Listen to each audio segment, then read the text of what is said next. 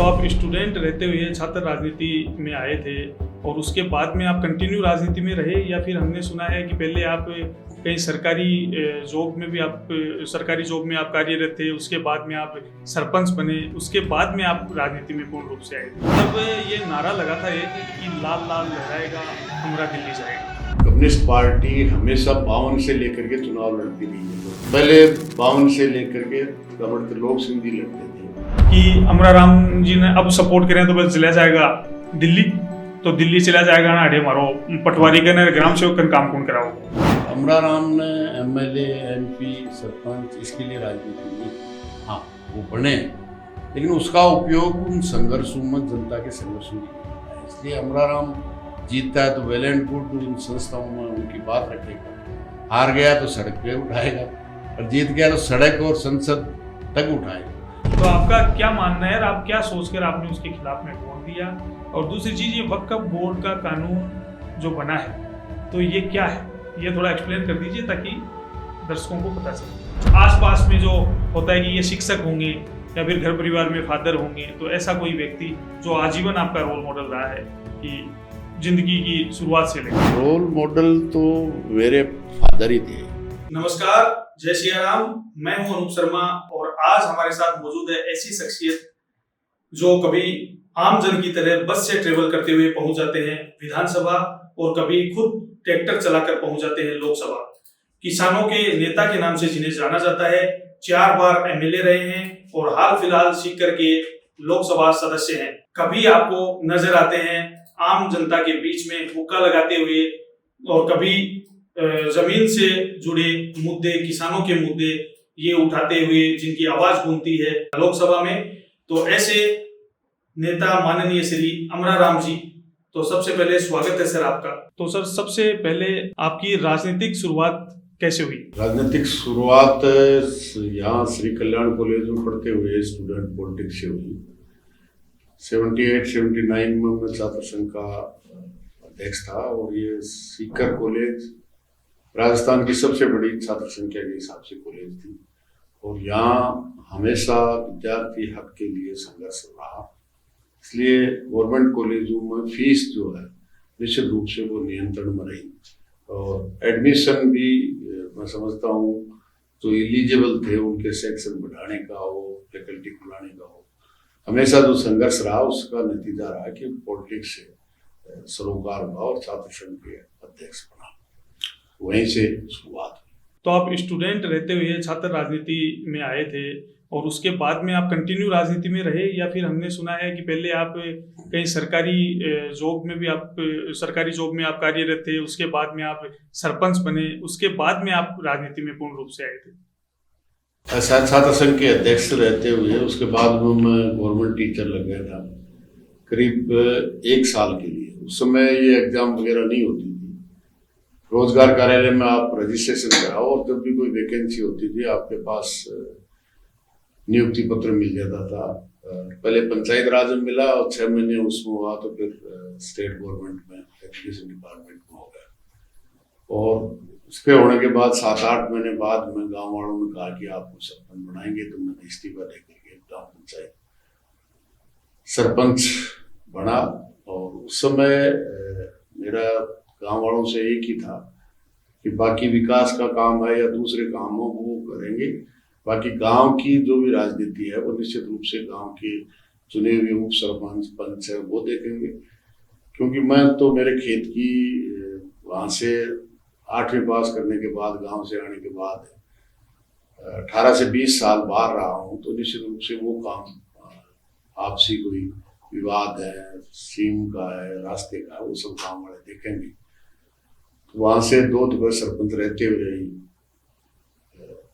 राजस्थान विधानसभा का 93 में विधायक बना और 3 बार लगातार वहां से विधायक रहा। तो फिर रिजर्वेशन दोनों पार्टियों ने मिलके जोड़ छांट करके, जोड़ घटा के एससी के लिए रिजर्व कर दिया, क्योंकि दोनों पार्टियां मिलकर भी विधानसभा ने पंचायत राज में तो मिलके लड़ते थे 95 से, जब से डायरेक्टर सिस्टम हुआ है, लेकिन 2003 का चुनाव उन्होंने मिलके लड़ने के बाद में भी वो हरा नहीं पाए। निश्चित रूप से उसके बाद उन्होंने रिजर्वेशन 2008 में एससी के लिए रिजर्वेशन हुआ, तो उसके बाद रामगढ़ से लड़ा और वहां से भी मैं जीत के राजस्थान की विधानसभा में। आजकल थाने को पोलित ब्यूरो है, इको सदस्य बनाए गए है, और तो सबसे पहले तो पोलित ब्यूरो का सदस्य बनवा के लिए राजस्थान का पहला व्यक्ति हो, तो सबसे पहले तो हमारी तरफ से और हमारी टीम की तरफ से आपने खूब खूब हार्दिक बधाई। धन्यवाद आपको। और ये पोलिट ब्यूरो में जो स्थान मिला है वो राजस्थान में जो ऐतिहासिक किसान आंदोलन हुए हैं, चाहे वो रावड़ा गढ़साना का सिंचाई पानी को लेकर के 2004 जिसमें 7 किसान शहीद हुए थे, बार बार कर्फ्यू भी लगा, कर्फ्यू भी टूटा, और उसके बाद में मिलिट्री को भी उतारना पड़ा, इतना जबरदस्त आंदोलन था। उसके बाद 2005 का ऐतिहासिक विधानसभा के सामने अमरूदों के बाग में 8 दिन का ऐतिहासिक पड़ाव, और उसमें पूरा का पूरा एग्रीकल्चर का बढ़ाई भी रेट रोल बैक करनी पड़ी, और 1 लाख किसान जिनको भिन्न योजनाओं, हरा चारा, फार्म हाउस, चंद्रभान सौर योजना, ऐसे 3 गुणी रेट से लूटते थे, वन भी सामान्य खराबों को काम करो।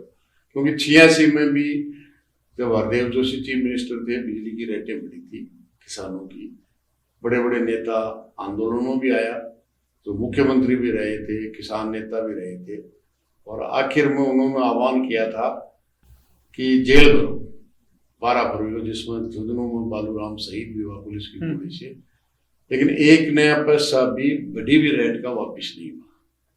और एक तरफ 2005 का वो पड़ाव जिसमें मैं तो एक साधारण विधायक था, पहली बार जीत के गया था, दूसरी बार जीता था, लेकिन पूरा का पूरा रोल बैक कराने का काम किया, और आज की तारीख तक भी किसान की रेट 2005 से 25 आ गया। 20 साल में सरकारें हर 5 साल में बदलती रही है, लेकिन एग्रीकल्चर की रेट नहीं बढ़ा पाए।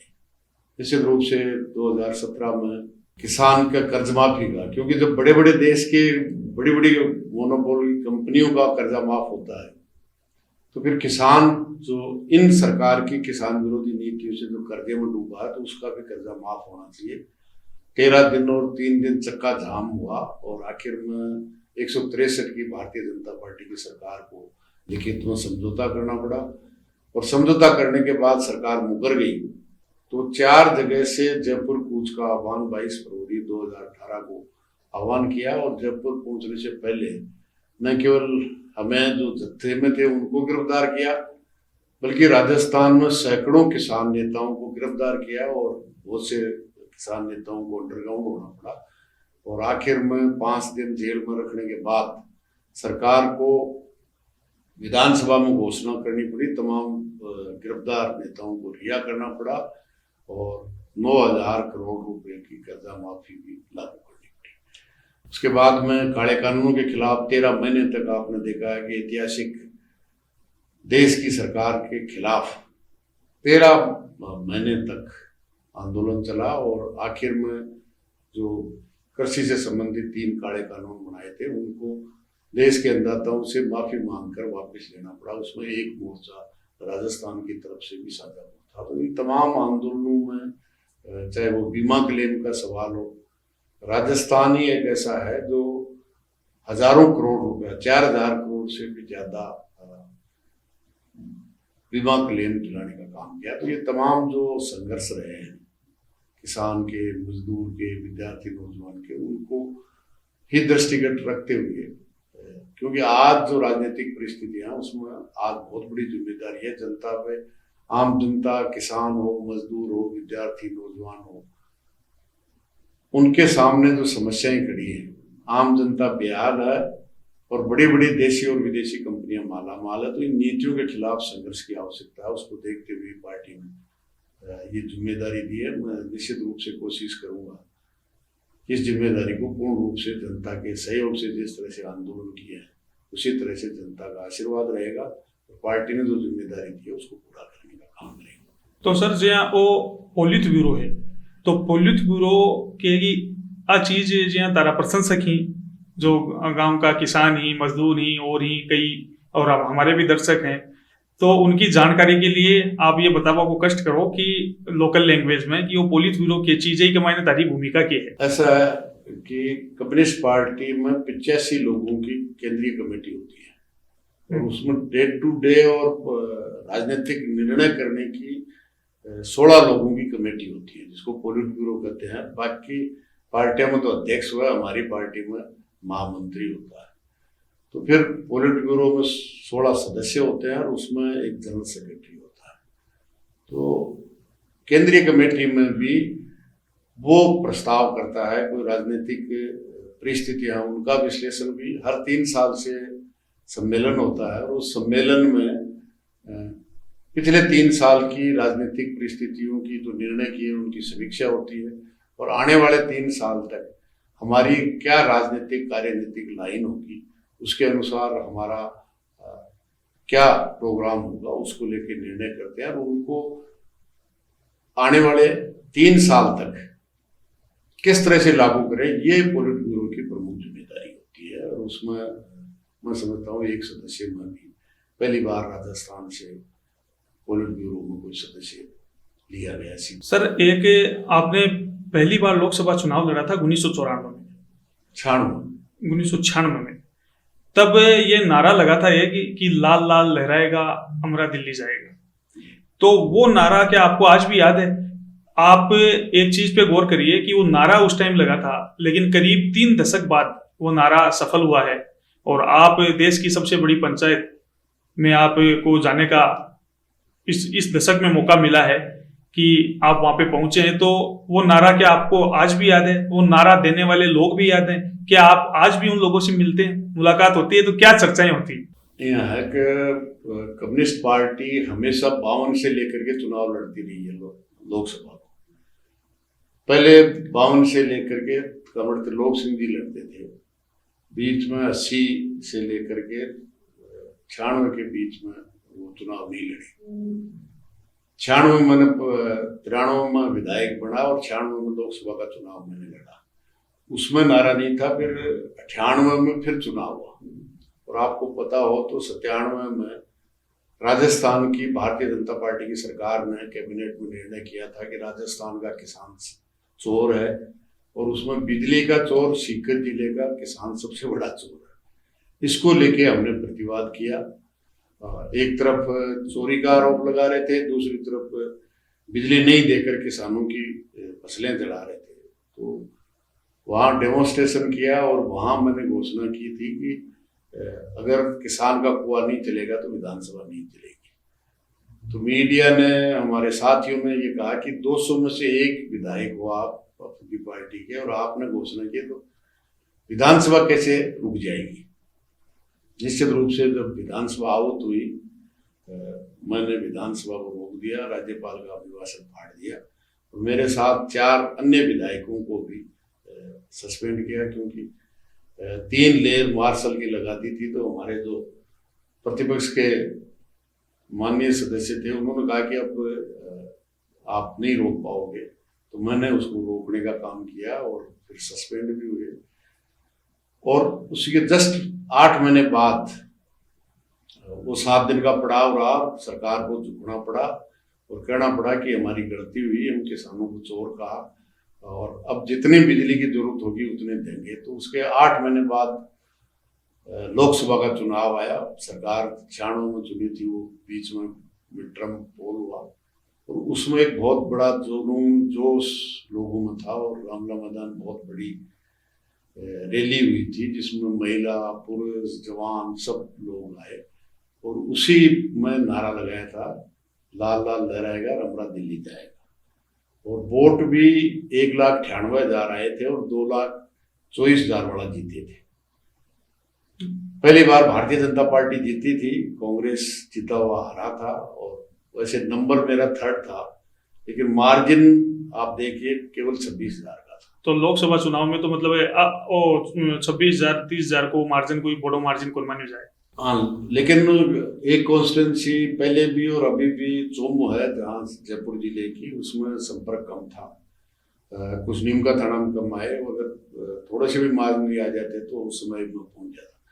ठीक है, नहीं पूछा, लेकिन मेरा ये जीत दिल्ली पहुंचना नहीं था। जब भी कर्जा माफी का आंदोलन 13 दिन और 3 दिन चक्का जाम का लड़ा है, सरकार राजस्थान की विधानसभा में एक भी विधायक हमारी पार्टी का नहीं था। 163 की भारतीय जनता पार्टी की सरकार को झुकाने का काम किया। यहाँ से हमारा कोई सांसद नहीं था, लेकिन पूरे देश के किसानों को एक करके मोदी को झुकाने का काम किया। तो निश्चित रूप से वो लगातार लड़ते रहे, चाहे 4 दफा विधानसभा में रहा, चाहे बाहर रहा, लेकिन आम जनता की लड़ाई लड़ता रहा। और यही मेरी राजनीति का सबसे प्रमुख लक्ष्य था कि जनता को अपनी ताकत का एहसास कराएं।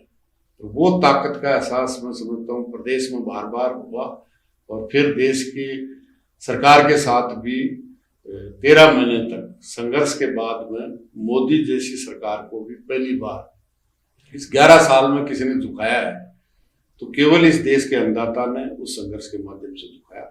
निश्चित रूप से मैं तो कह सकता हूं कि विधायक एक दफे चुनाव आप भी अपने मतदाताओं के लिए अगर 5 दिन भी सड़क पे सो जाए, एक भी व्यक्ति आपको किसी भी पार्टी का नहीं मिलेगा जो 5 दिन उनकी मांगों के लिए जनता को साथ लेकर के सड़क पे सो जाए। अमराराम तो 7 दिन, 8 दिन, 13 दिन और 13 महीने भी उस जनता के न केवल संपर्क में रहता है, बल्कि उनके बीच में सोया है, उनके बीच में खाया है, उनके बीच में सोया है। और आप अंदाजा करो कि 13 महीने में सर्दी, गर्मी, बरसात, तूफान सबका मुकाबला सड़क पे रहना कितना दुभर होता होगा, जिसमें कोरोना का काल भी था, जब भाई से भाई नहीं मिल रहा था, जब इस देश का अन्नदाता दिल्ली के चौतरफा पड़ाव देके बैठा हुआ था। वो भी रास्ता किसानों ने नहीं रोका, देश की सरकार ने रोका और वहीं रुके। और जब जीते उसके बाद ही नारा भी यही था, जब तक काले कानून वापस नहीं तब तक घर वापस नहीं। और वो नारा पूरा करके जो भी आंदोलन हाथ में लिए हैं, चाहे राज्य सरकार के चाहे केंद्र सरकार से संबंधित हो, उनको जीत में बदलने के बाद ही घर वापस करने का काम किया है। तो इसलिए जनता के बीच में रहने वाला मैं समझता हूँ मेरे से ज्यादा घुल मिल के रहने वाला शायद ही कोई जनप्रतिनिधि। एक किस्सो है मतलब दारो कि वो सर्वे रिपोर्ट का आधार पर और पहले का न्यूज़पेपर का आधार पर और कई मीडिया में भी मान देखभाल मिले है कि तेजत पहलो लोकसभा को चुनाव लड़ रहा तो तारा जगह बहुत ही मतलब एकदम कट्टर जगह समर्थक बोला जाए। तो बन जब लोग पूछताछ करी कि भाई अरे के माहौल है, जी टाइम का जब पत्रकार तारा गाँव में पूछा भाई माहौल सर्वे कर रहा कि भाई के माहौल है, अमराराम जी को के माहौल है और मतलब चुनाव जीत रही हार रही, तो तारा जगह कट्टर एकदम प्योर जगह समर्थक बोला जाए कि भाई तारो नाम सुने आप कौन देखे कि सामने कौन है ता नहीं वोट जाएगा बिगा। तो बस समर्थका को भी आ कहना हो कि नहीं भाई मैं इस चुनाव में तो अमराराम जी ने सपोर्ट कौन करा। रीजन कि अमराराम जी ने अब सपोर्ट करें तो बस चला जाएगा दिल्ली, तो दिल्ली चला जाएगा ना अरे मारो पटवारी का ना ग्राम सेवक का काम कौन कराओ। तो तारी या कनेक्टिविटी बहुत ही जबरदस्त है। वो भी मारो किस्सो सुने है कि तेजियां लोगों के बीच में जार चुनाव जीतवा के बाद में बैठे हो, चिलम का हुक्का लगा रहा हो, तो बीच एक मतलब तारो एकदम गहनता से जुड़ा हुआ है। तो वो क्या किस्सो है और वास्तव में ये चीज ने मानो कि तारा कट्टर समर्थक का वेजिटेरियन सपोर्ट कौन करियो थोड़ो ई वजह से। इसके पीछे बड़ा इतिहास ये है कि जो जहां से मैं चुनाव जीता असेंबली का, उससे पहले 9 चुनाव हो गए थे। 9 चुनाव में एक व्यक्ति ऐसे थे जिन्होंने 9 के 9 चुनाव जीते हैं, वो थे हरदेव जोशी जो 3 दफे मुख्यमंत्री भी थे। दूसरे थे भैरू सिंह जी जो 9 में से 8 चुनाव जीते थे, और तीसरे थे रामदेव सिंह जी महरिया जो 9 में से 7 चुनाव जीते थे। वो 3 दफा मंत्री भी रहे। लोगों के जो काम पड़ते थे, बिजली का कनेक्शन है, ट्रांसफार्मर दिलाना है, तहसीलदार से कोई जमीन का विवाद है, या पटवारी से कोई काम है, या साधारण पंचायत से कोई काम हो, कहने का मतलब साधारण आदमी के तो साधारण काम पड़ते हैं। उनके पास कोई जाता था तो वो कहते थे कोई बड़ा काम लेके आओ, छोटे काम हमारे बस की नहीं। तो छोटे काम तो मैं करता था और बड़े काम वो करते थे। और उसी का नतीजा था कि धीरे धीरे मैंने 85 में लड़ा, 90 में लड़ा और 93 में राजस्थान की असेंबली में पहुंच गया।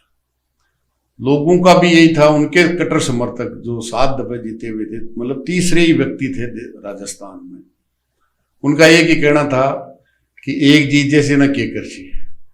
वो कहता एक जीतेगा, यही जीतेगा, और हमें तो यही काम देता है, इसलिए इसको जिताएंगे। उस समय यहाँ से लोकल अखबार छपते थे आसपास, आपको याद हो तो उस वोट पड़ने के बाद 10-11 दिन बाद में चुनाव का रिजल्ट काउंटिंग हुई थी। उस अखबार ने लिखा, सूरज पूर्व की बजाय पश्चिम में उस गए, लेकिन रामदेव सिंह जी को नहीं हार सके। लेकिन जब रिजल्ट आया तो 12,000 से ज्यादा वोटों से वो हारे और मेरे को दोगुना आशीर्वाद देके भेजा। तो निश्चित रूप से उन लोगों के जो 90% लोगों के काम जो पड़ते थे, उनमें मैंने न केवल काम किया बल्कि उनके लिए संघर्ष भी किया। जब सर्दियों में जनवरी में बिजली नहीं आ रही तो उनको साथ लेकर के जनवरी की उस ठंड में -डिग्री में बिजली बोर्ड के सामने 3-3 रात मैंने गुजारी है। और वहां से उन जीते हुए मंत्री जी का घर मात्र 400 मीटर पे था, मेरा तो 20 किलोमीटर पे था। लेकिन उसके जस्ट बाद चुनाव हुए तो लोगों से वोट मांगने गए तो उन्होंने कहा कि जब हम सर्दी में आपके घर से मात्र 400 मीटर पे सो रहे थे, जब आपको हम याद नहीं आए और आज वोट के लिए याद आ रहे हो। तो उनके कट्टर समर्थक जिन्होंने जिंदगी भर उन्होंने ही नहीं दिया। मैंने भी घेतर में पहला वोट जब मैं 11th में पढ़ता था, पहला वोट मैंने भी उनको ही दिया, क्योंकि मेरा परिवार भी उनको ही वोट देता था। तो नेचुरली इस बात के लिए जब लोकसभा का चुनाव लड़ा तो उनको ये डर था कि अमराराम अगर दिल्ली चला जाएगा तो हमारे ये काम कौन करेगा। लेकिन आज वो परिस्थिति नहीं है। जब अभी भी 2024 में इस चुनाव में मैं जीता, लोगों ने चुनाव में भी और चुनाव के बाद भी ये जब सवाल किया तो मैंने कहा अब इतने लोग तैयार कर दिए हैं कि उनके काम करने वाले हर पंचायत में, हर विधानसभा क्षेत्र में ऐसे तैयार कर दिए हैं कि वो काम करने के लिए तैयार है। इसलिए अब वो स्थिति नहीं है।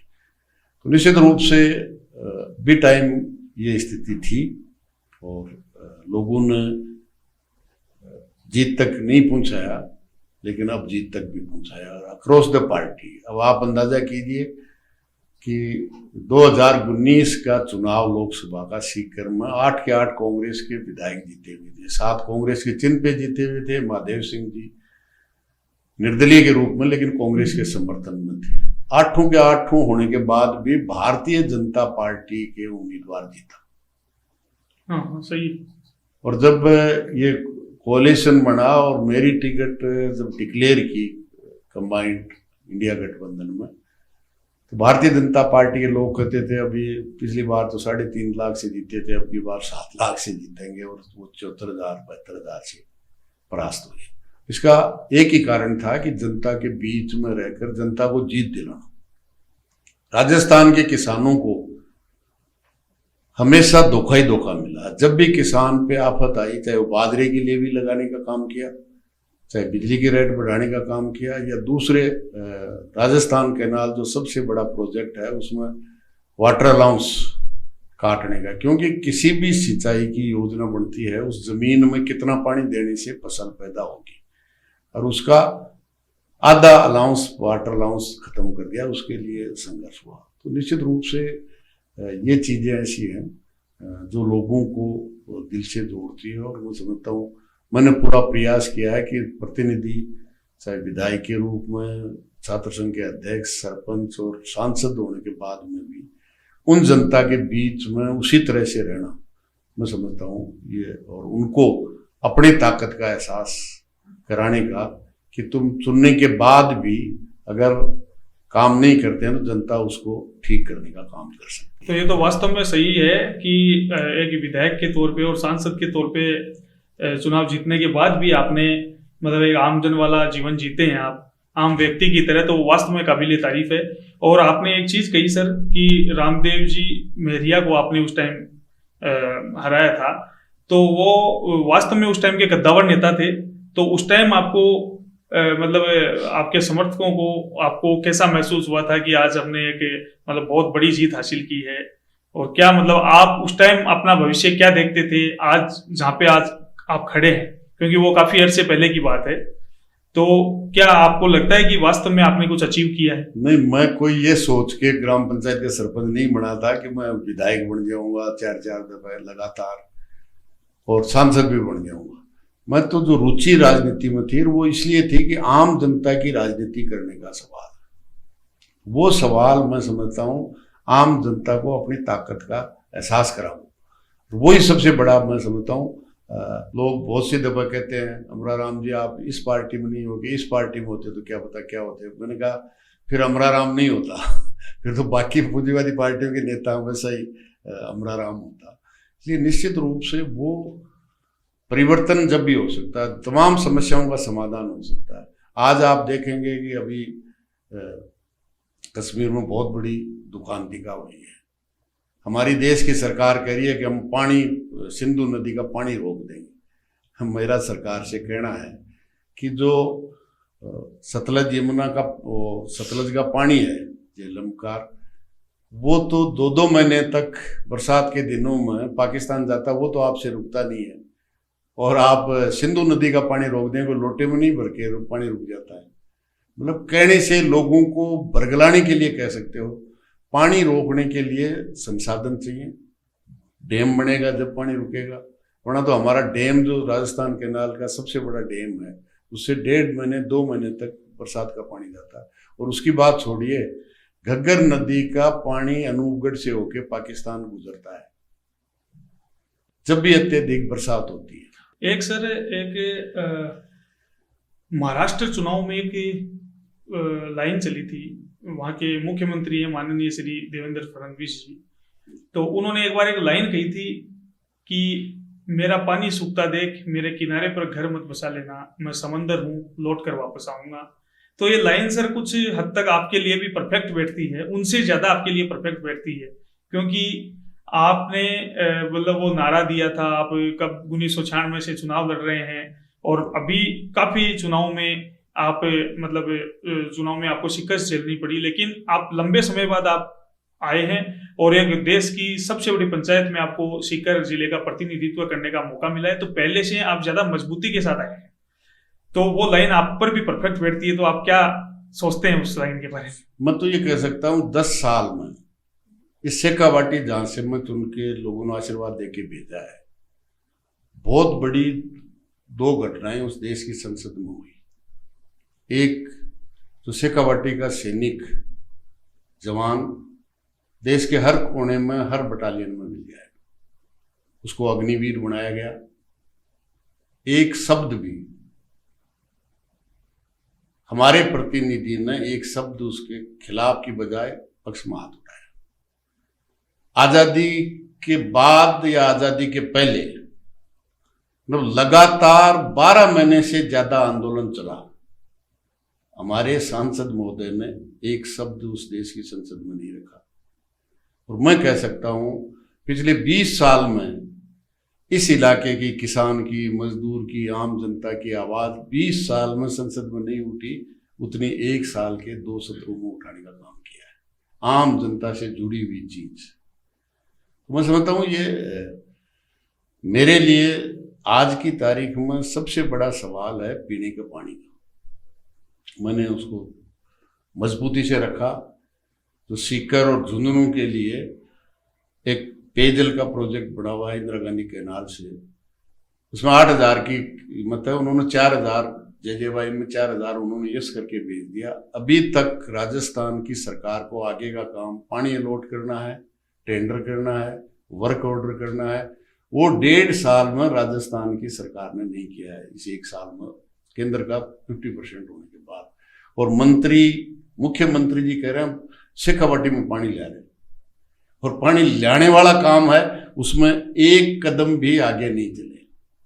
एक सर, राजस्थान में हमेशा सरकार चलती रही है बीजेपी कांग्रेस, तो आप जब छात्र राजनीति से निकल कर आए, उसके बाद में सरकारी नौकरी में गए, फिर आपने सरपंच से आपकी चुनावी यात्रा की शुरुआत हुई, तो बाद में ये आप मतलब तीसरा मोर्चा ये जो कॉमरेड जो मतलब माकपा है आपकी पार्टी, तो इसमें आप मतलब उस टाइम जुड़े और उसके बाद में उसी से आपने चुनाव लड़ा, तो बाद में आप क्या सोचकर मतलब उसमें गए थे और क्या उसका भविष्य देख रहे थे उस टाइम? आपने मतलब ये तीसरा मोर्चा क्यों चुना, इसका रीजन? ऐसा है कि केवल एक ही पार्टी है देश में, कम्युनिस्ट पार्टी मार्क्सवादी, जो इस देश के बड़े बड़े पूंजीपतियों के पैसा लेकर के चुनाव नहीं लड़ती। जिसके लिए आंदोलन लड़ती है उससे पैसा भी लेती है और वोट भी लेती है। चुन के जाने के बाद आपने मारवाड़ी में कहावत है, बोले जी की खाए पादरी भी की बजावा हाजरी। इस 75 साल में जो भी राज में रहा है देश की सत्ता, क्योंकि किसी राज्य की सत्ता, म्यूनिसिपैलिटी, जिला परिषद ये सत्ता नहीं होती, उन्होंने उन्हीं के पैसे से लड़े। और आप देखिए इस 75 साल की आज़ादी में उनकी संपत्तियां कई हजार गुना बढ़ी है। और देश का अन्नदाता जो 140 करोड़ लोगों के लिए रोटी पैदा करता है, वो 4 लाख आत्महत्या कर चुका नीतियों की वजह से, कर्मचारी के कारण। तो मेरा लक्ष्य राजनीति में कोई मंत्री बनना, ये बात सही है कि अगर आप बता रहे हो कि अगर अल्टरनेट होता, हर 5 साल में सरकार बदलती है, और वो इसलिए बदलती है कि किए हुए वायदे दोनों ही पार्टियां पूरा नहीं करती, इसलिए बदलती है। कोई शौक नहीं है लोगों को बदलने का, कपड़े की तरह राजनीति को, सरकार को बदलने का शौक नहीं है। क्योंकि जनता की उम्मीदों पे यदि कोई भी सरकार खरा नहीं उतरती तो पलटने का जो सामने खड़ा है उसी से पलटा जाएगा। बिल्कुल बिल्कुल। यदि खराब मार्क्सवादी कम्युनिस्ट पार्टी की कमजोरी ये रही कि अल्टरनेट 200 सीटों पे हम पैदा नहीं कर पाए, ये तो हमारी कमजोरी है। जनता में कोई कमी नहीं है। अमराराम वो व्यक्ति है जो 4 दफे लगातार, सीपीएम बनने के बाद पहला व्यक्ति है जो इसको 4 दफे चुन के भेजा, अभी लोकसभा में भेजा है, और बहुत सी दफे एक ही रहा है सीपीएम का। लेकिन हमारी पार्टी के प्रयास से 1 से 3 भी हुए हैं, 3 से 0 भी हुए हैं, 0 से 2 भी हुए हैं, और अभी भी राजस्थान की असेंबली में हम 0 ही हैं। लेकिन सवाल एमएलए एमपी होने का नहीं है, सवाल है जनता को अपने हक के लिए अपने ताकत का एहसास कराना। मैं समझता हूँ मेरी राजनीति में यही लेकर के इसको चुना था, और देश की तमाम समस्याओं का समाधान केवल इस राजनीति से है, सत्ता बदलने से नहीं है। जब तक इस देश के मेहनत कश का शासन नहीं होगा। आप इससे कंपैरिजन कर लीजिए, हमारे पड़ोसी चीन हमसे 2 साल बाद में आज़ाद हुआ, आज वो अमेरिका से टक्कर ले रहा है। अमेरिका चिंतित है, उसको घेरने की कोशिश कर रही है। चीन से ज़्यादा हमारे लोग माइंडेड हैं, चीन से ज़्यादा हमारे पास ऋतुएं हैं, तीनों तरह की, माइनस डिग्री भी है, समशीतोष्ण भी है, और सबसे ज़्यादा गर्मी और सबसे ज़्यादा सर्दी। मतलब हर और किसी देश में ऐसा नहीं मिलेगा। सबसे ज़्यादा फर्टाइल ज़मीन है, सबसे ज़्यादा नदियों का पानी है। फिर हम वर्ल्ड बैंक के सामने हाथ फैलाए क्यों खड़े हैं? अमेरिका के सामने नीति के कारण। आज भी अमेरिका और चीन को भी मात भारत दे सकता है अगर सही नीतियां लागू की जाए। जनता के प्रश्न, मैं कह रहा हूं पूरे देश के किसानों की केसीसी है 13 लाख करोड़, और मोदी जी 10 साल के अंदर 16 लाख करोड़ रुपए 500 घरानों का माफ कर सकता है, लेकिन देश की 70% आबादी का कर्जा माफ नहीं कर सकता। एक सर, लोकसभा क्षेत्र आपका जो सीकर है जी, उसके लिए आपके कोई प्रमुख ऐसे कुछ 3-4 मुद्दे ऐसे बताइए कि जो आपका सपना है कि उनको करना, ऐसे काम, मतलब मुद्दों का मतलब है काम। हाँ। कि वो आपका सपना है कि वो अभी तक हो नहीं पाए, लेकिन मेरा सपना है कि ये काम मैं, यदि मेरे हाथ में पावर हो तो मैं ये करूँ। पावर का मतलब कि सत्ता में, मतलब वैसे आप हैं, सांसद हैं, और पूरी वहाँ पे आप बड़े जोर शोर से पूरे लोकसभा क्षेत्र का जो भी मुद्दा है वो आप उठाते हैं, लेकिन एक यदि आप खुद मिनिस्टर हों तो क्या है कि आपके हाथ में डबल पावर रहती है उसको करने की। तो ऐसे एज ए सांसद तो मेरा प्रमुख लक्ष्य इस 5 साल में है कि सीकर संसदीय क्षेत्र 70% आज शुद्ध पेयजल के लिए तरस रहा है। इस गर्मियों में नहीं, सर्दियों में भी टैंकर खरीद के पानी पी रहा है, वो उसका समाधान। और जहां तक अमराराम का मंत्री बनेगा तो सब समस्याओं का समाधान हो जाएगा। और राजस्थान में शेखावाटी के साथ सोतेला व्यवहार ये हुआ है, यहाँ से बहुत बड़े बड़े लोग चुन के गए हैं, स्पीकर चुन के गए हैं, एग्रीकल्चर मिनिस्टर चुन के गए हैं, प्रधानमंत्री चुन के गए हैं, ग्रामीण विकास मंत्री चुन के गए हैं, लेकिन विकास नाम की चीज नहीं है। आज कोई इंडस्ट्री नहीं है। इसलिए निश्चित रूप से जो समस्याएं हैं, मैं समझता हूं उनका समाधान है यही है, और वो नीति से होगा, केवल बातों से नहीं होगा। जैसे सिंधु नदी का पानी है, बात से नहीं रुकेगा, काम से रुकेगा, काम से रुकेगा, और वो काम में एक कदम भी नहीं चले। तो नारे बहुत दिए गए हैं, गरीबी मिटाने के, समृद्ध भारत के, अभी भी दिए जा रहे हैं। 47 में अभी तो बहुत नजदीक में 5 साल के लिए दिया है, लेकिन नारा 47 का दे रहे हैं। नारों से नहीं होता, नीतियों से होता है। और मैं समझता हूँ केवल कम्युनिस्ट पार्टी है। जब 1996 में जब मैंने पहला चुनाव लड़ा, आप अंदाजा कीजिए, सब संयुक्त मोर्चे के जितनी पार्टियां थी, सब मिलकर के ज्योति बसु को प्रधानमंत्री का पोस्ट ऑफर किया। और कम्युनिस्ट पार्टी ने कहा कि जो हम चाहते हैं वो लागू नहीं कर सकते, इसलिए प्रधानमंत्री नहीं बनेंगे। बाकी तो सरपंच के लिए भी किसी को ऑफर कर दे ना, बाकी पूंजीवादी पार्टियों को, तो कूद के पड़ जाते हैं। कोई नहीं। तो जब तक हम जो चाहते हैं वो लागू नहीं कर सकते, तो केवल प्राइम मिनिस्टर बनने से कोई अर्थ नहीं है, क्योंकि जब तक वो ताकत, बैलेंसिंग ताकत नहीं हो कि आपकी नीति लागू नहीं हो। इसलिए उसी राजनीति के लिए मैं आया था, और मैं समझता हूँ मैंने जो लक्ष्य लेके आया था उसमें बहुत कुछ सफल हुआ हूँ, और बाकी आखिरी सांस तक उसके लिए मेरा प्रयास होगा। मैं प्रतिनिधि रहूँ नहीं रहूँ, 93 से 2024 तक मैं प्रतिनिधि भी नहीं था, लेकिन उसके बाद में भी ऐतिहासिक किसान आंदोलन, कर्जा माफी सब मैंने लड़ी है, और ऐसी सरकारों को झुकाया। 163 शायद 52 से लेके आज तक कभी 163 की सरकार वही थी, बाकी कोई सरकार 163 की नहीं। तो सर, सांसद बनने के बाद में आपने देश की सबसे बड़ी पंचायत में अपने क्षेत्र के लिए ऐसे कोई प्रमुख मुद्दे जिसमें आपने अपने क्षेत्र की आवाज बुलंद की हो? मैं कह रहा हूँ, एक एक बात को, पेयजल को लेकर के, किसान के भाव के लिए पूरा देश जो आज लूट रहा है, मतलब आप इससे अंदाजा लगाइए। आज से ठीक 2 महीने पहले अगर आप लहसुन खरीदने गए थे तो 400 रुपये, और 400 से ज्यादा, 400 पार। और आज अभी मैं कोटा जाके आया हूँ 7 दिन पहले, 25 रुपये में कोई लेने वाला नहीं है। यही सीकर की मंडी में आप पता लगाना, आज से ठीक 1.5 महीने पहले किसान का प्याज बिक रहा था 30 और 32 रुपये किलो, आज 5 रुपये में कोई लेने वाला नहीं। सरकार का वायदा था, नरेंद्र मोदी ने 2011 में मनमोहन सिंह को चिट्ठी लिखी कि स्वामीनाथन की रिपोर्ट कानूनी गारंटी होनी चाहिए। मोदी जी कह रहे हैं किसान को लाभकारी भाव दे दें तो देश कंगाल हो जाएगा, और 5 रुपए वाला प्याज 65 बेच दें, 20 रुपए 15 रुपए वाले लहसुन को 400 में बेच दें तो देश विकास कर रहा है। किसका विकास हो रहा है? मोदी जी और मनमोहन सिंह जी के साथ रहने वाले लोगों को, कंपनियों का हो रहा है। मतलब किसान को भाव मिल जाए और आम जनता लूटी नहीं जाए, मतलब दोनों लूटे जा रहे हैं।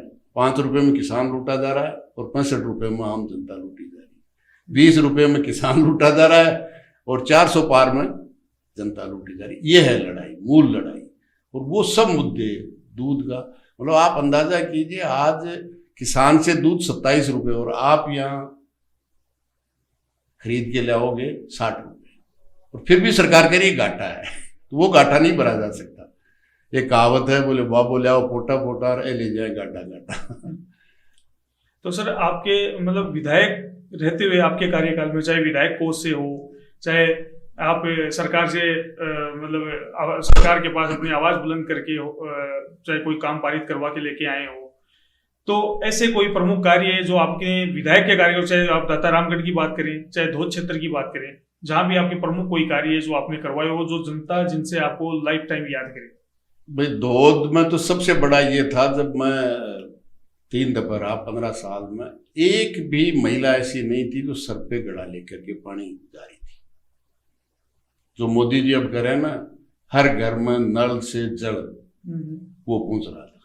और जब मुझे दातारामगढ़ जाना पड़ा तो वहां त्राईमान था, वहां पानी पहुंचाने का काम किया, और उनका सबका सर्टिफिकेट ये है, मेरी तो सरकार नहीं रही है। 2011 में मेरे को राजस्थान विधानसभा का सर्वश्रेष्ठ विधायक, मेरी तो विधानसभा का न अध्यक्ष था न सरकार थी, सर्वश्रेष्ठ विधायक की चालू करने के बाद गोविंद सिंह डोटासरा और अमराराम सर्वश्रेष्ठ विधायक के रूप में पारितोषिक पाए। तो ये मैं समझता हूँ जो दायित्व है, एक विधायक ने अपने दायित्व को किस तरह से निभाया है, इसका सर्टिफिकेट राजस्थान की विधानसभा देती है, और वो सर्टिफिकेट मैं समझता हूँ।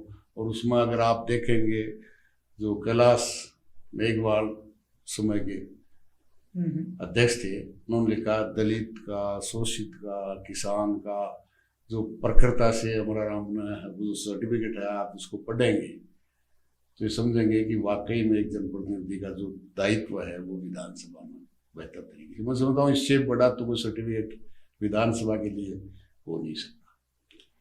सर, गठबंधन में आपने अभी चुनाव लड़ा है जिसमें आपको बड़ी जीत मिली है, यदि गठबंधन नहीं होता तो आपका क्या मानना है? क्योंकि ये मेरा क्वेश्चन सर इसलिए है क्योंकि आपके जो मतलब कांग्रेस के सबसे बड़े नेता हैं अभी राहुल गांधी जी, तो उन्होंने चुनाव लड़ा था केरल से, तो वहां पे जो आपकी माकपा पार्टी है इसने प्रत्याशी उतारा था कम्युनिस्ट पार्टी ने उनके खिलाफ, और उसके बाद में यहाँ पे आपने गठबंधन किया।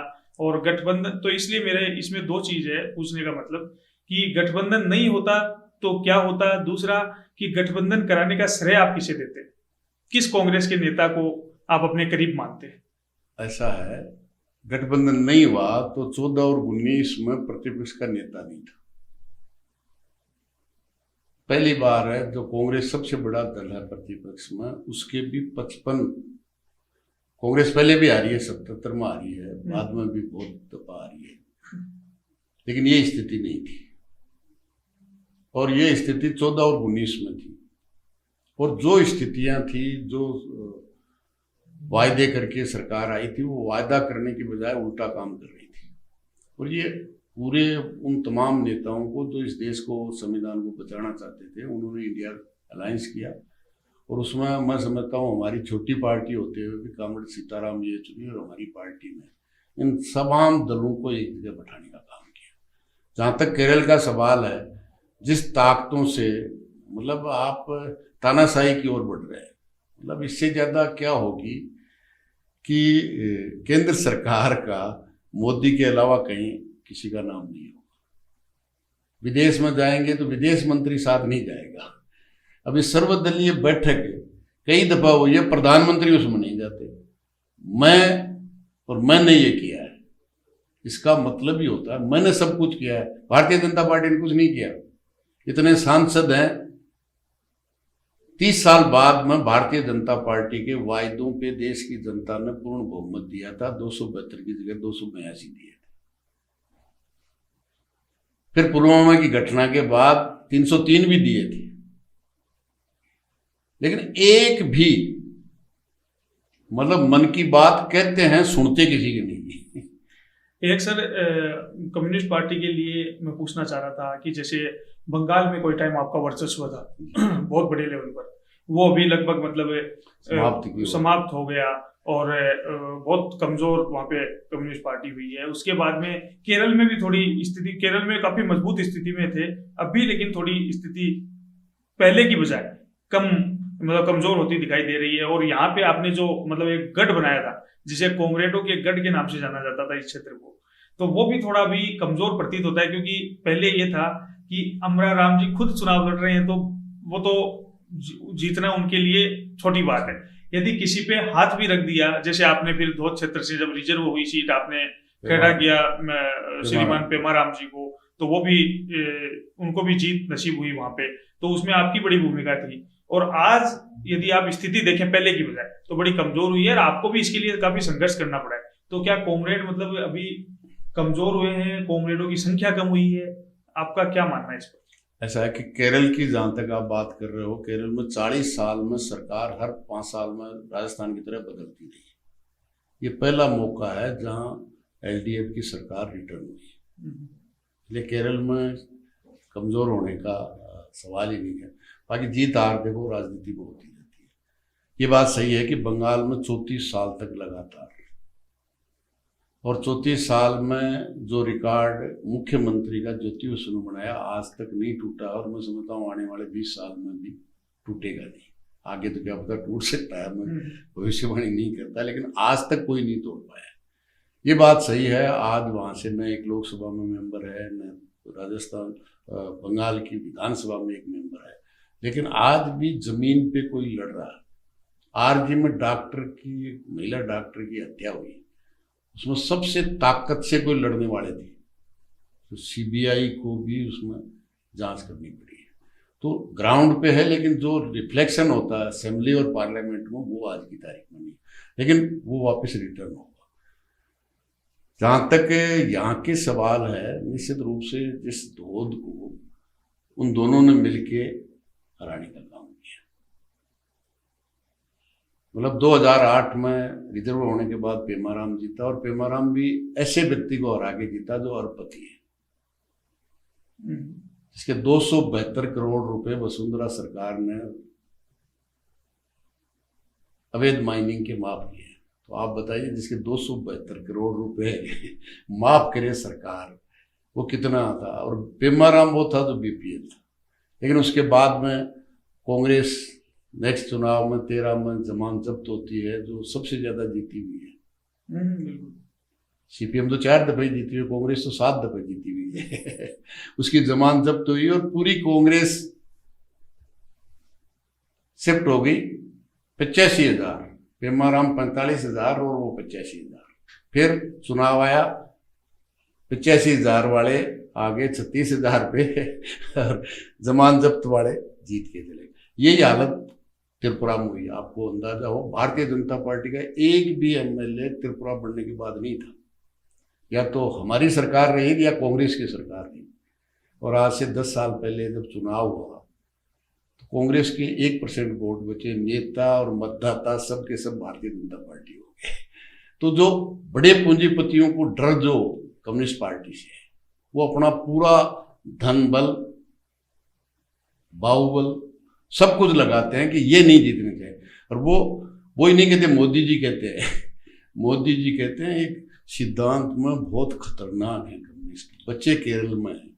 सर, आप वैसे जोर शोर से चाहे विधानसभा हो चाहे आज लोकसभा हो, उसमें सीकर क्षेत्र के है या तमाम पूरे प्रदेश के है, आप मुद्दे उठाते रहते हैं, बड़ी मजबूती से सारे मुद्दे उठाते हैं, और साथ ही उसके साथ ही आप हार नहीं मानते। सबसे बड़ी बात आपकी ये और लगती है, क्योंकि इन दिनों में आप मतलब किसी भी पद पर नहीं रहे, काफी बार आपको चुनाव में हार का सामना करना पड़ा, चाहे वो नजदीक से हो चाहे वो बड़े अंतर से हो, किसी भी प्रकार से, लेकिन आप हार नहीं मानते, दृढ़ निश्चय रहता है अपने ऊपर। इतना कॉन्फिडेंस कैसे? क्योंकि कई क्या होता है, राजनेता एक चुनाव हार गया, एक चुनाव हारते ही थोड़ा डिप्रेशन, 2 चुनाव हार गया तो मतलब वो राजनीति छोड़ देते हैं, 3 चुनाव तो मैक्सिमम होते हैं। लेकिन आपका ये जो दृढ़ निश्चय है और जो आपका जज्बा है, तो ये इसका क्या मतलब राज क्या है इसका? बाकी नेता केवल पद के लिए राजनीति करते हैं, और अमराराम ने एमएलए, एमपी, सरपंच इसके लिए राजनीति नहीं की। हाँ, वो बने, लेकिन उसका उपयोग उन संघर्षों में, जनता के संघर्षों के लिए लगा है। इसलिए अमराराम जीतता है तो वेल एंड गुड, उन संस्थाओं में उनकी बात रखेगा। हार गया तो सड़क पे उठाएगा, और जीत गया तो सड़क और संसद तक उठाएगा।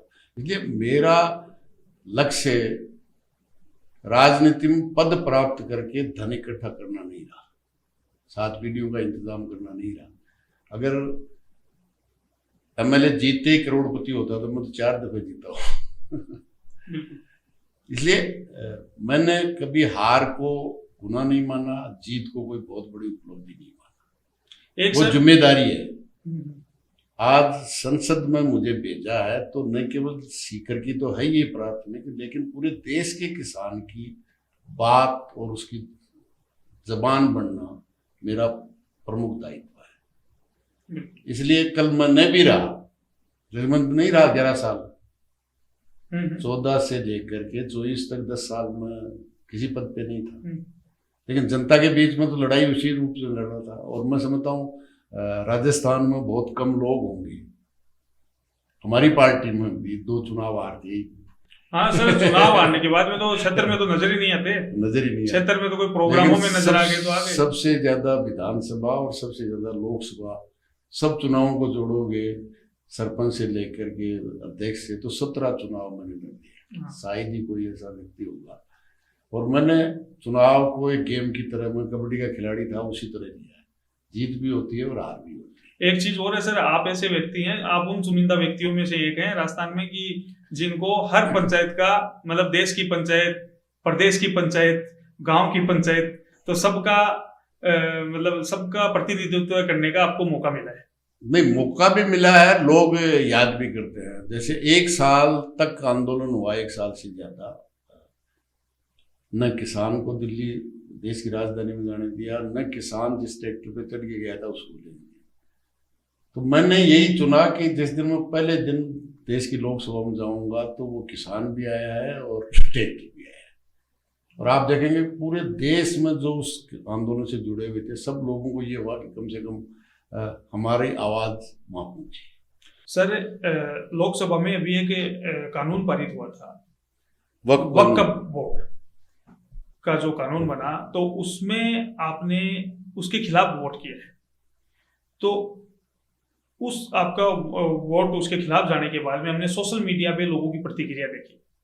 तो सोशल मीडिया पे आपके जो प्रशंसक हैं वो भी काफी प्रशंसक, मतलब, और आपके क्षेत्र के लोग जो इस चीज से मतलब उनको गुस्सा है उनमें कि आपने अपने धर्म का समर्थन नहीं किया, आपने वक्फ बोर्ड के खिलाफ वोट दिया है।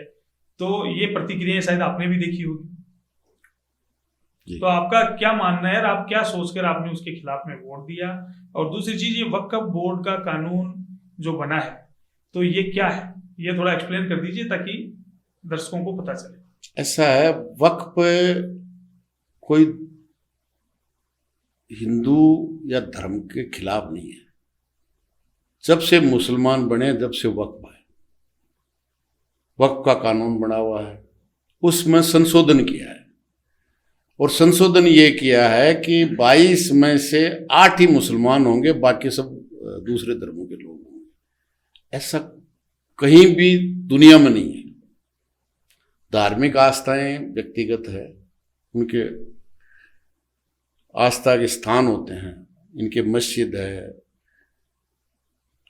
हिंदुओं के मंदिर है, उनका गिरजाघर है, उनका गुरुद्वारा है, उनकी कमेटियां हैं। और इसका आप अंदाजा कीजिए कि वक्फ वो संपत्तियां हैं जो उनको मानने या न मानने वालों ने जमीन दान की है, वक्फ की जमीन है। ये उस कमेटी में बहुमत गैर मुसलमानों को कर दिया। अभी सुप्रीम कोर्ट ने पूछा, बाकी धर्मों की कमेटियां, उनमें क्या मुसलमानों को आप करेंगे? और जो जिनके कागज नहीं है, जो यूज करते आए हैं, यूजर्स, हजारों लाखों मस्जिदें ऐसी हैं जिनके कागजात नहीं हैं, वो वक्फ की संपत्ति नहीं रहेंगी इस कानून के लागू होने के बाद। और अब तो सर्वोच्च न्यायालय ने कह दिया, बौखलाई हुई है। मेरा विरोध करने वाली आरएसएस है, जो हिंदू मुसलमान की राजनीति, सांप्रदायिक राजनीति करते हैं। धर्म मानना एक आस्था का सवाल है, वो कोई भी धर्म माने। इस देश का संविधान किसी भी धर्म को माने, और कोई धर्म नहीं माने, नास्तिक हो, उसको भी अधिकार है। लेकिन भारतीय जनता पार्टी और आरएसएस को इस राजनीति से 200-303 तक आए हैं, इसलिए वो राजनीति करना चाहते हैं। हर मस्जिद के नीचे उनको शिव मंदिर दिखाई देता है, जबकि देश की संसद का कानून बना हुआ 91 में कि 15 अगस्त 47 को अयोध्या के केस को छोड़कर किसी का भी स्टेटस नहीं बदला जाएगा। बाकी तो सर, जैसे मान लीजिए कोर्ट में यदि कोई मामले लंबित हैं तो वो जांच के विषय हैं।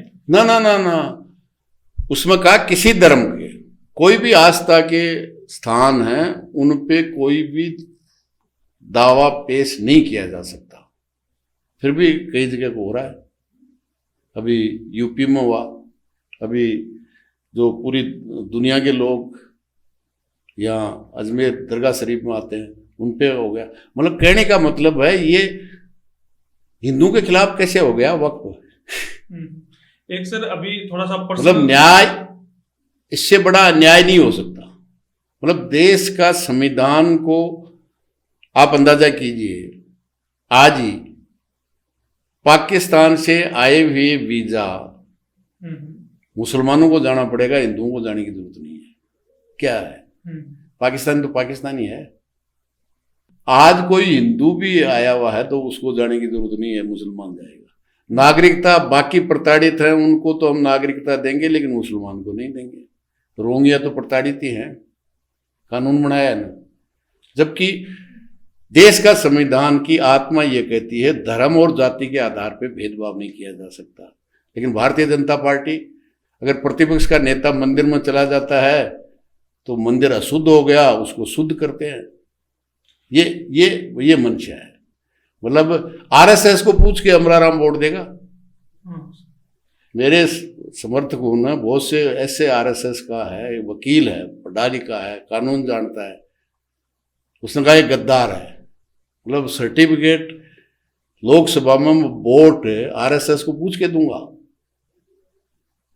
और किस हिंदुओं की बात करते हैं? वही हिंदू प्रतिपक्ष का नेता मंदिर में जाता है। यही भारतीय जनता पार्टी के आरएसएस के लोग दलित आदिवासी के मुंह में पेशाब करते हैं और वोट के लिए नरेंद्र मोदी स्वीपर के पैर धोता है। और जब वो बराबरी की बात, मंदिर जाने की बात करते हैं तो लाठियों से पीटने का काम करते हैं। आज तक भी महिलाओं को मनुस्मृति ये कहती है कि महिलाओं का और आरएसएस कि केवल बच्चे पैदा करने के।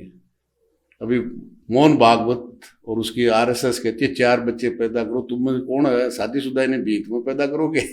नहीं तो सर एक चीज जैसे आपने बताई ये रोहिंग्या वगैरह के लिए भी, और ये धर्म पे भाई कोई भी हो जो प्रताड़ित इस देश में आया उनको लिया है। और लिया है मतलब आप पढ़ोगे इतिहास तो जब आजादी मिली तो इतनी मारकाट हुई थी, देश का बंटवारा हुआ, गाड़ियां भर के इधर से मुसलमानों की गई, उधर से हिंदुओं की आई, फिर भी भारत धर्मनिरपेक्ष रहा। नहीं एक चीज पूछना चाह रहा हूँ सर कि जैसे आपने कहा कि प्रताड़ित आदमी है उसको मतलब संरक्षण देना चाहिए, ठीक है बात आपकी, लेकिन वो धर्म के आधार पर नहीं होना चाहिए संरक्षण, वो भी ठीक है। लेकिन मैं पूछना चाह रहा हूँ जो लोग घुसपैठ करके घुस जाते हैं, जैसे कुछ लोग हैं जैसे बंगाल से भी, बांग्लादेश से भी कुछ घुसपैठ होती है, रोहिंग्याओं की भी कुछ हुई है, पाकिस्तान से भी कभी कभार हो जाती है, तो उनकी जो तरीके से आता है, प्रताड़ित है तरीके से आता है, उसको ठीक है वो है कि भाई केवल धर्म के आधार पे क्यों करो? घुसपैठियों की मैं नहीं कह रहा। जो भी प्रताड़ित होकर के इस देश में आया है, और देश में आया ही नहीं है, अरुणाचल और बहुत से प्रांत तो हैं जो हमारे देश में नहीं थे, गोवा नहीं था आखिरी तक, बहुत से अभी जो हमारे राज्य हैं केंद्र शासित हैं, वो जब देश आजाद हुआ हमारा हिस्सा नहीं थे, हम तो बड़े हैं।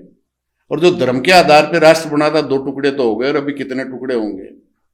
और वो इसलिए हुआ ना कि सबको समानता का अधिकार संविधान ने दिया है, ठीक है लागू नहीं हुआ एक अलग बात है, लेकिन संवैधानिक दृष्टि से तो कोई भी इस देश का नागरिक चाहे किसी धर्म को मानता है चाहे नास्तिक है, उसको सब बराबर का हक है। मतलब कौन किसके साथ शादी करेगा आरएसएस से पूछ के करेगा? नहीं ये तो बिल्कुल सही है, धर्म के आधार पे कुछ भी नहीं होना। आज जितने भी आईएएस आईपीएस हैं पूरा रिकॉर्ड उठा के देखिए, इंटरकास्ट और इंटर रिलीजन शादियां हो रही हैं। आज आरएस था हमारे यहाँ का, आपके झुंझुनू का, मुस्लिम लड़की से शादी की, अब तो रिटायर हो गए। मतलब इनकी लड़की मुसलमान के जाए तो कोई एतराज नहीं है, और बाकी जाए तो गड़बड़ है। मतलब इसको इस रूप में मैं समझता हूँ ये देश का नाश इससे ज्यादा कोई कर ही नहीं सकता। और सबसे ज्यादा आज की तारीख में उन हिंदुओं का ही गर्त हो रहा है। सबसे बड़ी बेरोजगारी 45 साल में है, तो जब 80% हिंदू हैं तो 80% बेरोजगार भी हिंदू हैं। जो तमाम टैक्स से बनी हुई चीजें, बंदरगाह, एयरपोर्ट, रेल, बैंक, बीमा लुटा रहे हैं, जो जनता के पैसे से बने हैं, तो 80% तो नुकसान उनका ही हो रहा है जिनकी वो झंडमरदार बने हुए हैं। आपका रोल मॉडल नेता का नाम? रोल मॉडल वैसे तो मैंने शुरुआत तो की कामड़ त्रिलोक सिंह से, लेकिन नेचर से कामड़ शिवपत सिंह ऐसे व्यक्ति थे जो बहुत धनी परिवार में पैदा होने के बाद भी उन्होंने पूरी जिंदगी प्रदेश और देश के किसान और गरीब मजदूर के लिए, शोषित पीड़ित के लिए लगाई। तो वो तो हो गए आपके मतलब राजनेताओं में जो जी रोल मॉडल हो गए।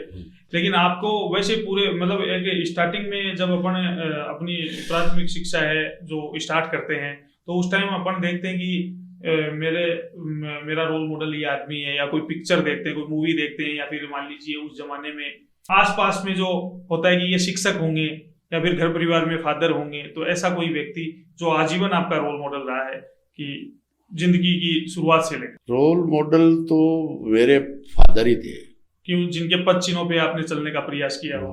वो भूख तिस्म भी किसी की मुसीबत में अपने मुसीबत झेल करके दूसरे की मदद करने का तो सबसे बड़ा दिमाग पे कोई था, मतलब खुद परेशान होकर के हमको पढ़ाया। और आपकी फेवरेट हॉबी खाली समय में आप क्या करना पसंद? खेलने का था, पढ़ने का है। बाकी जैसे आप मूवी की बात करो, पिक्चर में तो स्टूडेंट लाइफ में भी कभी मेरे साथी ले भी गए ना पिक्चर हॉल, तो 15 मिनट से ज्यादा मैंने पिक्चर नहीं देखी होगी, नींद आ जाती थी। तो कौन सा खेल आपका पसंद? कबड्डी, खो या आपकी हॉकी, कबड्डी का मैं राष्ट्रीय प्लेयर रहा हूँ। बाकी भी गेम जैसे हॉकी है वगैरह खेलने का, क्रिकेट उस समय होती है। आपके परिवार में आपके अलावा और कोई राजनीति में आपसे पहले या आपके बाद? मेरे से पहले कोई पंच भी नहीं था।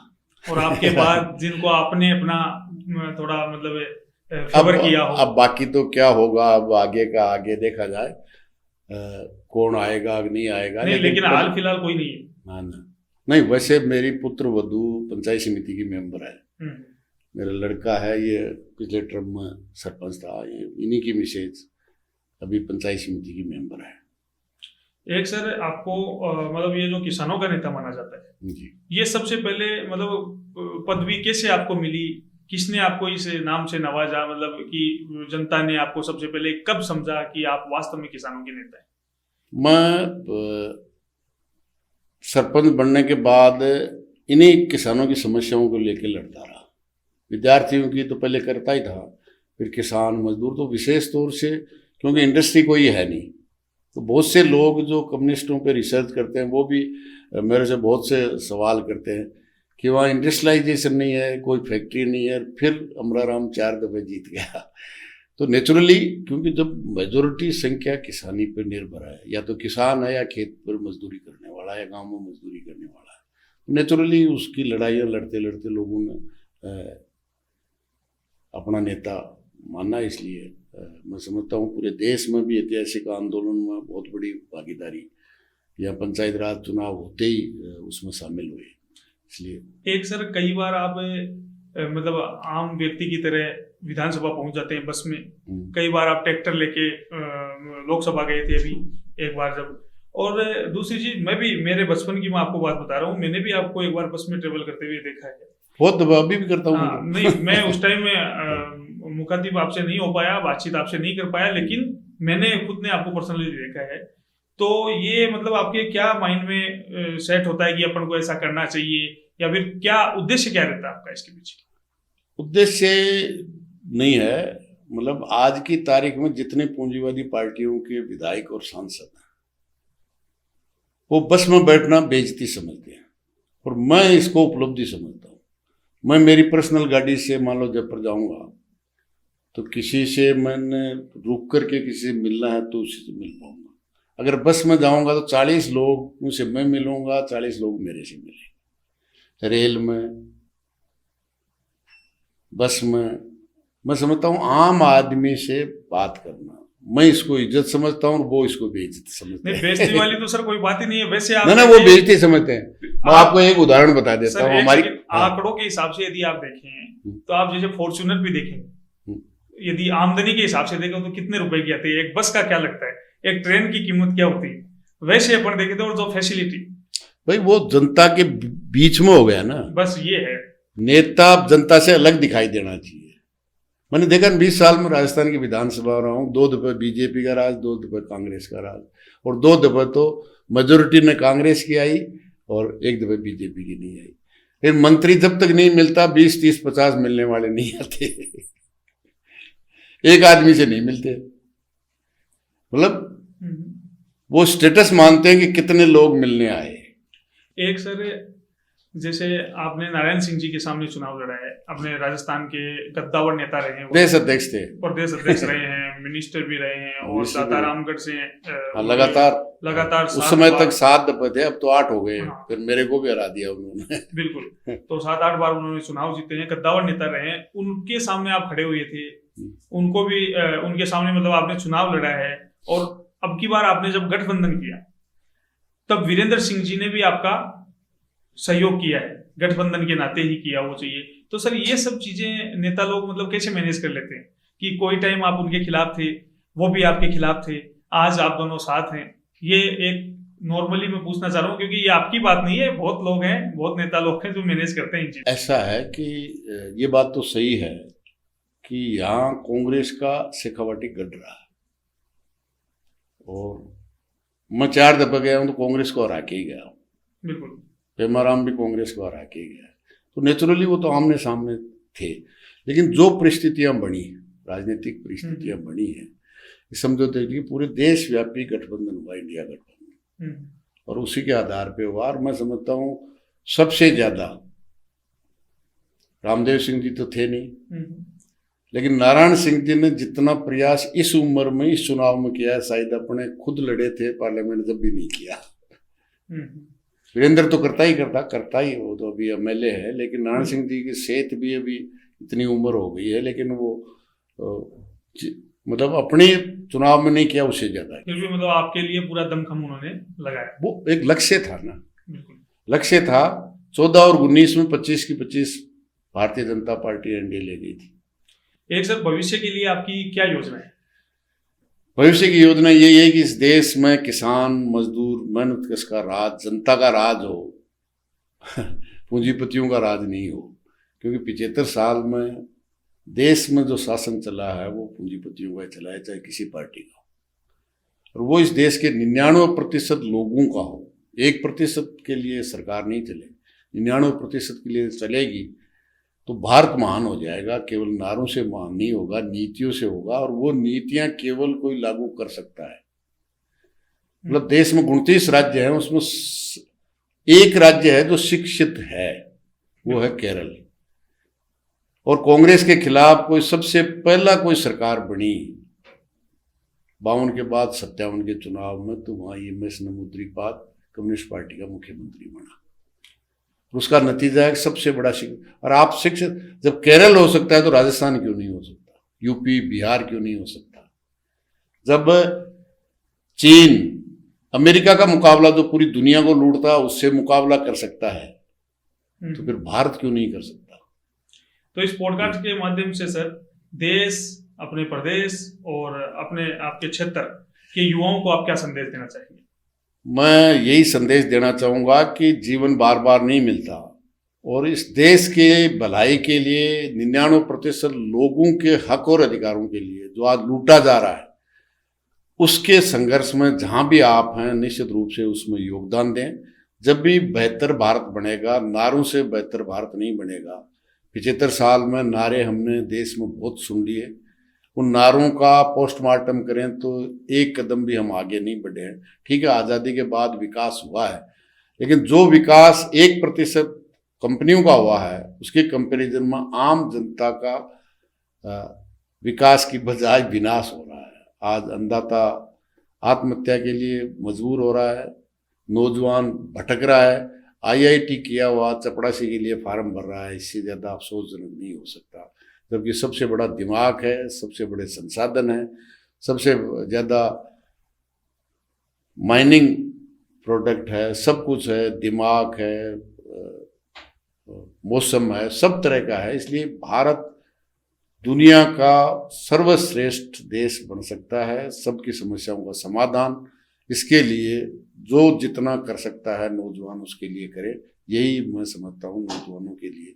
क्योंकि हम तो उस उम्र में आए हैं, कोई 10 या 20 साल रहेंगे, बाकी जीवन पूरा इस देश में नौजवानों को, और वही देश का भविष्य है, वो बेहतर भारत, आम जनता का भारत बनाते हैं, या जिस तरह से कंपनियों के लिए राज चल रहा है उसी में दिखाते हैं, ये उनके लिए। एक सर हमने एक किस्सा सुना है, ये अंतिम क्वेश्चन है हमारी तरफ से, कि एक हमने किस्सा सुना है कि आप कहीं जा रहे थे, आपके पीछे पुलिस लगी हुई थी, गोलीबारी हो रही थी, आप पहुंच गए मांडोता गांव में, ठीक है, और फिर आपके मतलब आपका ऐसा खौफ था कि मतलब आप पलटे, ठीक है, और आपने कैसे निकाला तो आपका खुद का कोई पर्सनल सामान, और पुलिस वालों को लगा कि ये तो हथियार निकाल रहे हैं, वो आगे भाग रहे हैं, और फिर दोबारा आपका पुलिस पीछा करती है, आपको ऊंट मिलता है, आप ऊंट की सवारी करते हुए निकल जाते हैं। तो वो क्या किस्सा था?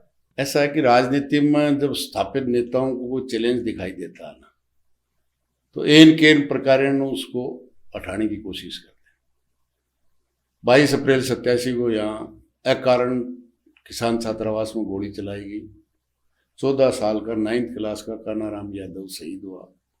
वो आपके परम मित्र थे, उनका भाई था। हाँ, उन मित्र। जब फायरिंग हुई, 4 घंटे तक घेर के फायरिंग की, और उसको गोली लगने के बाद छात्र हॉस्पिटल ले जाना चाहते थे, ले जाने नहीं दिया। 4 घंटे तक गोलियां चलाते रहे, वो वहीं उनका सांस भर गए, उनको ले जाके पीटा। मैं यहाँ से 20 किलोमीटर मेरा गाँव है मुंडवाड़ा, वहाँ पहुंचा था, और गोली चली। उस वक्त 2 घंटे तक जो कांग्रेस का आज़ादी के बाद पहले अध्यक्ष थे लादूराम जी जोशी, उनके पास बैठा हुआ था। लेकिन जब FIR लिखी गई तो सबसे ऊपर अमराराम का नाम आया। वो मतलब आपको दबाने का प्रयास था, एक पॉलिटिकली स्प्रेस करने का था। और पुलिस इस तरह से हवा खड़ा कर रही थी कि वो बहुत खूंखार है, मार देता है, हथियार रखता है। और वो इसलिए भी ज़्यादा प्रचारित हुआ कि जब 89 में बलराम जाखड़ और देवीलाल लड़े तो मेरे पे फायरिंग की। मेरे गांव में, मैं सरपंच था, मेरे पे फायरिंग की, और गांव वालों ने जो गुंडे तिहाड़ जेल से बलराम जाखड़ लेके आया था, स्कूल के एकदम सामने कांग्रेस के कार्यकर्ता के घर में ठहरे हुए थे। जब सुबह सुबह मैं वोट डालने गया तो वो बूथ के अंदर थे। मैंने कहा तुम कौन हो? बोले तो बताएंगे समय आने पर। मैं बाहर जाओ, अभी तो बताने वाली बता देना। मैं राउंड करके 4 बजे वापस आया तो उन्होंने जो ही पूछा उन्होंने हथियारों से हमला किया। और गांव वालों ने फिर कोई पार्टी नहीं देखी। पहले तो कहा जिन्होंने रोक रखा था इनका घर जलाएंगे, मैंने कहा घर नहीं जलाना। उनको पीट पीट के ठीक कर दिया। और बलराम जाखड़ भी सीकर छोड़ के चले गए रात को। एक जगह नहीं, मेरे साथ जिस कानाराम की बात कर रहा हूँ उसके बड़े भाई पे भी गोली चलाई मांडेता में। वो मांडेता का सरपंच था, उस पर पहले चलाई, मेरे पे बाद में चलाई। मतलब किस तरह से गुंडों से मराने का किया। और फिर उस केस में भी कोशिश की, ये सब आप वारदात सब रेसर लाए गए, सब कोशिशें की गई, लेकिन जनता में इतना प्यार था कि वो, और उसके खिलाफ 1 साल तक आंदोलन चला। तो वही एक आंदोलन है जो हमें नष्ट करना चाहते थे, उनको इस तरह से राजनीतिक रूप से सफाया कर दिया। 93 में मैं जीता, जो 52 से लेके कांग्रेस के उम्मीदवार होते आए थे, और हारते ही 96 के चुनाव में भारतीय जनता पार्टी को ज्वाइन करा दिया सुभाष महरिया के माध्यम से, अपने छोटे भाई के बेटे। अब आप इससे अंदाजा लगा लो कि उनका, वो आज़ादी से पहले राजाओं के साथ थे, कांग्रेस का राज आया तो 52 में कांग्रेस के साथ थे। जब कांग्रेस से हार गए, हारे उससे पहले भी थे वो, फर्स्ट चुनाव भी किसान नेताओं से हारे थे, सेकंड गेतरमा हारे थे, लेकिन उस समय उनसे हारे वैसे खतरा नहीं था। जब 93 में मेरे से हारे, क्योंकि आप बड़े बड़े आंदोलन कुचल कर आए थे, उनकी जो साजिश थी वो चीजें तो जैसे आपने बताया 3 साल ही भोगे, उन्होंने भारतीय जनता पार्टी ज्वाइन करा दी अपने छोटे भाई के। तो सर उस टाइम आपके सबसे बड़े प्रतिद्वंदी कौन थे जब आप ये? मेरा प्रतिद्वंदी कोई नहीं था, नहीं, गोली वाला जो अपन कांड की जो बात कर रहे हैं, आपके ऊपर फायरिंग वगैरह हुई, वो तो पुलिस से करवाई ना। पुलिस तो देखो, जब सत्ता में बैठे हुए लोग आदेश देते हैं ना। अब आपने देखा नहीं क्या, मुख्यमंत्री जी को एक NSCI के अध्यक्ष ने काला झंडा दिखाया। बिल्कुल, कोई देशद्रोही का तो काम नहीं है, कोई आतंकवादी तो नहीं है। मतलब जिस तरह से उनके साथ किया गया व्यवहार, मतलब आप जुलूस निकाल रहे हो जैसे कोई डाकू है या आतंकवादी है। नहीं, वो सर सही है आपकी बात कि वो उनको जो जुलूस निकालना, ये सब चीजें गलत है, लेकिन उनका एक मतलब हम जैसे पहले के परिदृश्य के हिसाब से देखें तो उन्होंने जैसे मान लीजिए वो किया, उनका विरोध किया, तो विरोध क्या है, काला झंडा दिखाना, ये साइड से खड़े होकर भी दिखा सकते हैं। यदि सामने मान लीजिए उनकी जगह यदि कोई दूसरा व्यक्ति है, उसके पास में पिस्टल हो, किसके, यदि दूसरा कोई विरोध है, ऐसा है, विरोध करना इस देश के संविधान राइट देता है। बिल्कुल नहीं सर, लेकिन अच्छा, काले झंडे, पुतले सुरक्षा घेरे को तोड़कर यदि गाड़ी के सामने जाए, किसका सुरक्षा घेरा तोड़ा? वो जो जब मुख्यमंत्री गाड़ी चल रही है तो उसके सामने वो चले गए। ऐसा है, गाड़ी इसलिए रुक गई थी, सामने एक सांड आ गया। हाँ। और उसने दिखा के तो वो भी सुरक्षा व्यवस्था चूक है, उनकी सरकार की चूक है।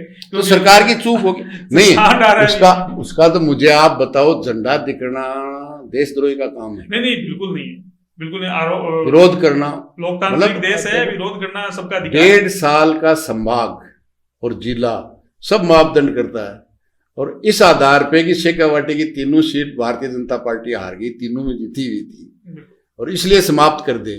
और अगर कोई उसका विरोध करे, हम तो विरोध मोदी की छाती पे कर रहे हैं ना, कल हमको भी वो पीटेंगे, पीटने की कोशिश की है, मारने की कोशिश की है। प्रदर्शन करने का एक तरीका ये भी हो सकता है कि अपन साइड में से काला झंडा अपन दिखा रहे हैं, वो भी विरोध प्रदर्शन है। लेकिन मेरा एक पूछने का तात्पर्य है कि वो यदि गाड़ी के सामने जा रहे हैं, उनकी जगह सामने आए नहीं, वीडियो अगर आपके पास नहीं है तो नहीं, वीडियो तो हमने भी देखा है देखा है, वो सांड भी देखा है हमने।